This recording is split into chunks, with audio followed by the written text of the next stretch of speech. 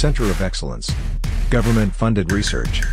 International Partnership Program KL, deemed to be university. Chandrababu Naidu గారు ముఖ్యమంత్రి అయిన తర్వాత విజయవాడ నగరం రాజధాని అని చెప్పి ఎంతో మేమందరం కూడా గర్వపడేటట్టు ఆయన చెప్పడం జరిగింది. ఇవాళ రాష్ట్రాన్ని తలలేని రాష్ట్రంగా తయారు చేసిన జగన్మోహన్ రెడ్డి గారి నాయకత్వంలో విజయవాడలో కొందరు నాయకులు ఉన్నారు, మాకు విజయవాడ రాజధాని అవసరం లేదని చెప్పే విధంగా ప్రవర్తిస్తామంటే వాళ్ళందరికీ కూడా సరైన సమయంలో ప్రజలే బుద్ధి చెబుతారు. ఈ రోజున బాబుకుమార్ గారు అమరావతి రాజధానిని కించపరిచే విధంగా మాట్లాడిన ఆ పార్టీలో ఇమ్మడలేక తెలుగుదేశం పార్టీలోకి రావడం జరిగిందని చెప్పారు. ఆయన మనస్ఫూర్తిగా ఆహ్వానిస్తూ ఉన్నాం.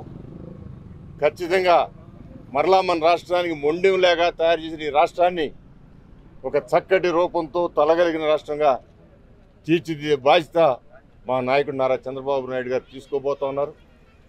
3 నెలల్లో జరిగే ఎన్నికల్లో అత్యధిక మెజారిటీతో మరలా ముఖ్యమంత్రిగా నారా చంద్రబాబు నాయుడు గారు, అదేవిధంగా టీడీపీ జనసేన ఐక్యతతో ముందుకు వెళ్ళి ఒక చక్కటి ప్రభుత్వాన్ని ఏర్పాటు చేయబోతూ ఉంది. దానికి సిగ్నల్సే ఈ విధంగా అనేక మంది పార్టీలోకి రావటం కానీ, అది కూడా మంచి మనస్తత్వం కలిగిన వాళ్ళు పార్టీలోకి రావడం జరుగుతూ ఉంది.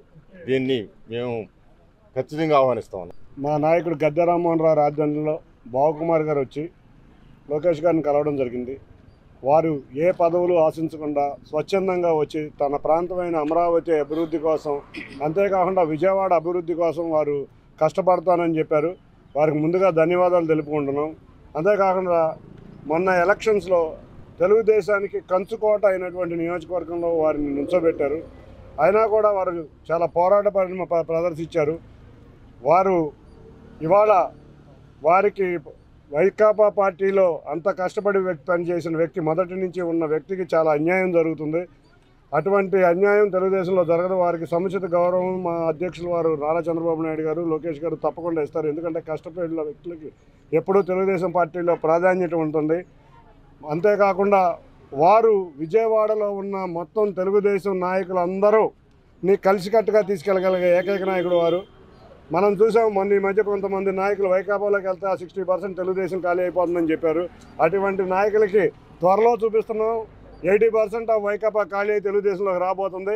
తప్పకుండా తెలుగుదేశం ఘన విజయం సాధించబోతుంది. తెలుగుదేశంలో వైకాపా పార్టీ మొత్తం ఖాళీ అయి తెలుగుదేశానికి వస్తానికి రెడీగా ఉంది. మీరు చూస్తే ఎమ్మెల్యేలు, ఎమ్మెల్సీలు, ఎంపీలు, అంతేకాకుండా చోటా మోటా లీడర్లు అందరూ రెడీగా ఉన్నారు.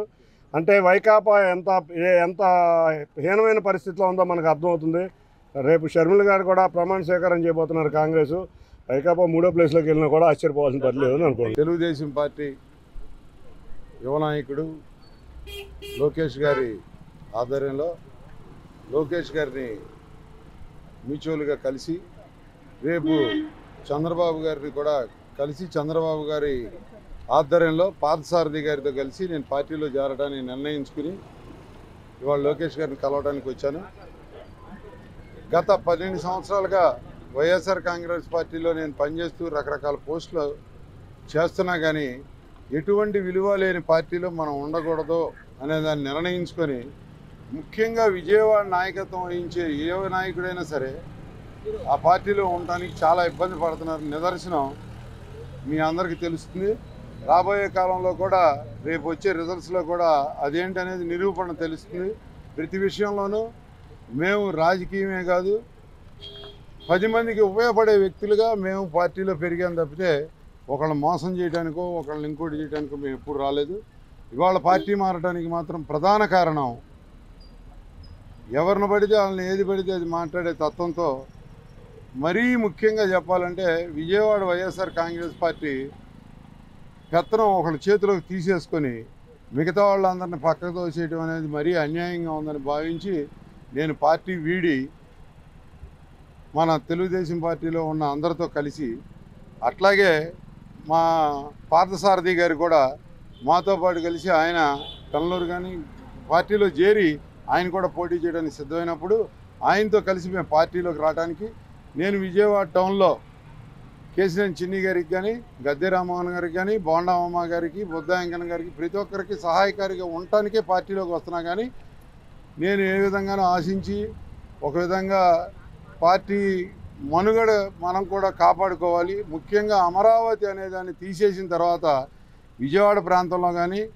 అమరావతి ప్రాంతంలో కానీ ఎక్కడైనా సరే ఏ నాయకుడైనా సరే, ఏ మనిషి అయినా సరే ఎవ్వరో ఇష్టపడినంత ద్రోహం జరిగిన తర్వాత ఆ పార్టీలో ఉండటం అనవసరం అనుకొని నేను బయటకు వచ్చాను తెలియజేస్తాను. మరిన్ని వీడియోస్ కోసం ఛానల్ ని సబ్స్క్రైబ్ చేయండి, లేటెస్ట్ అప్డేట్స్ కోసం వాట్సాప్ ఛానల్ ని ఫాలో చేయండి అండ్ లింక్ డిస్క్రిప్షన్ లో ఉంది.